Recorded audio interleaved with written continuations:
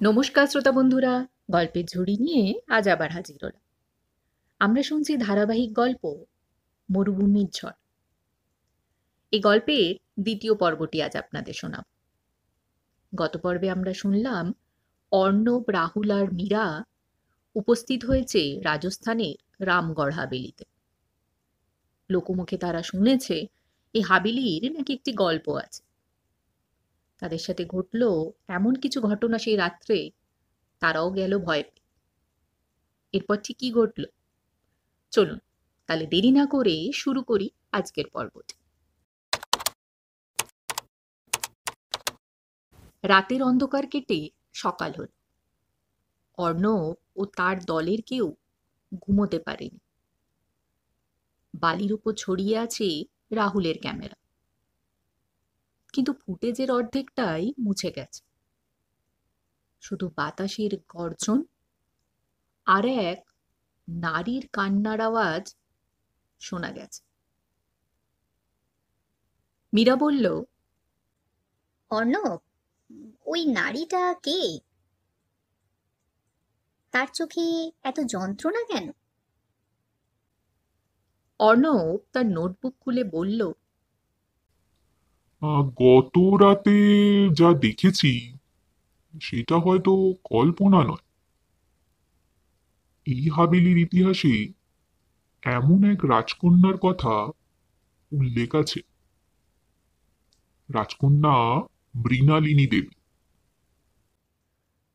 সুলেমান নিঃশব্দে বসেছিল। হঠাৎ সে বলল, আমি ছোটবেলা থেকে শুনেছি এই হাভেলির অভিশাপের গল্প। রাজা রুদ্রপ্রতাপ সিং তার স্ত্রী মৃণালিনীকে গভীরভাবে ভালোবাসতেন, কিন্তু যুদ্ধের সময় রাজা প্রতারণার শিকার হন এবং এক রাতে রাজপ্রাসাদে ঘটে এক ভয়ঙ্কর বিশ্বাসঘাতকতা। রামগড় হাভেলির ঝলমলে সোনার দেওয়ালে ঝুলছে রাজপরিবারের প্রতিকৃতি। রাজকন্যা মৃণালিনী সুন্দরী, জ্ঞানী, সঙ্গীতপ্রেমী। তবুও তার চোখে ছিল অজানা বিষণ্ণতা। রাজা রুদ্রপ্রতাপ ছিলেন যোদ্ধা, কিন্তু রাজনীতির ফাঁদে তিনি পড়ে গেছিলেন। তার সেনাপতি জালিম খান, যিনি একসময় বিশ্বস্ত বন্ধু ছিলেন, বিশ্বাসঘাতকতা করেন। তারপর রাজাকে যুদ্ধক্ষেত্রে পাঠিয়ে রাতে হাভেলিতে আক্রমণ করে মৃণালিনীকে হত্যা করে। কিন্তু মৃত্যুর আগে রাজকন্যা এক ভয়ঙ্কর শপথ নিয়েছিলেন। এই প্রাসাদে যারা বিশ্বাসঘাতকতা করবে তাদের রক্ত এই বালি গিলে নেবে।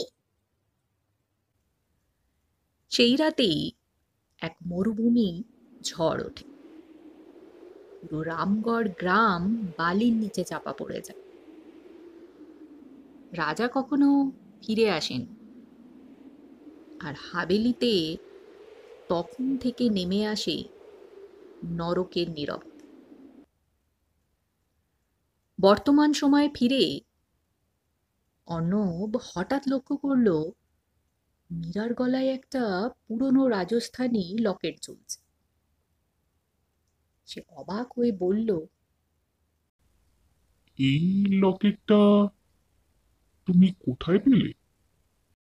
মীরা জানালো, এই হাভেলির ধ্বংসস্তূপে মাটির নিচে পেয়েছিলাম। অর্ণব সেটা হাতে নিতেই এক ঝলকে দেখা গেল মৃণালিনীর মুখ, চোখে রক্তের অশ্রু। আর সেই মুহূর্তে বালি আবার নড়ে চড়ে উঠল। দূরে কোথাও থেকে ভেসে এলো এক অজানা নারী কণ্ঠ। আজ তাহলে এই পর্যন্ত।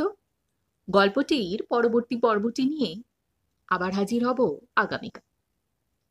ততক্ষণের জন্য আজকের পর্বটি যদি আপনাদের ভালো লেগে থাকে তাহলে অবশ্যই একটি লাইক করবেন। আর আমার সকল নতুন শ্রোতা বন্ধুরা, আপনাদের কাছে অনুরোধ থাকবে গল্পঝুরি চ্যানেলটিকে সাবস্ক্রাইব করে চ্যানেলের পাশে থাকার জন্য। তাহলে দেখা হচ্ছে আবার আগামীকাল। সবাই ভালো থাকবেন। নমস্কার।